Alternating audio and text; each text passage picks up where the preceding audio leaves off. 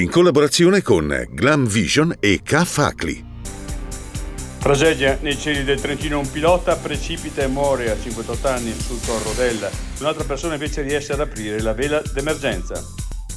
Terribile incidente a Trento, Alia Freja Macantai muore a 16 anni, Federico Pezzè a 22. Il cordoglio di Fugatti, 2 giovani vite spezzate, l'intera comunità è sconvolta. Condoglianze a familiari e amici delle vittime. Malore in casa, il corpo viene trovato 10 giorni dopo la morte, dramma della solitudine a Rovereto. Concerto di Vasco e iniziative alla Music Arena, esposto del PD alla Corte dei Conti, uso spregiudicato delle disponibilità pubbliche.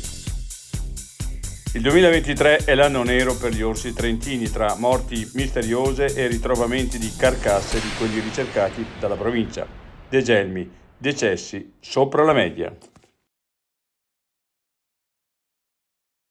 I difetti visivi sono tanti: miopia, astigmatismo, ipermetropia. Il pregio è correggerli con occhiali davvero glam. Con Glam Vision puoi prenotare l'analisi gratuita della vista e poi sfoggiare i tuoi nuovi occhiali che possiamo creare per te. Scopri di più su glamvision.it.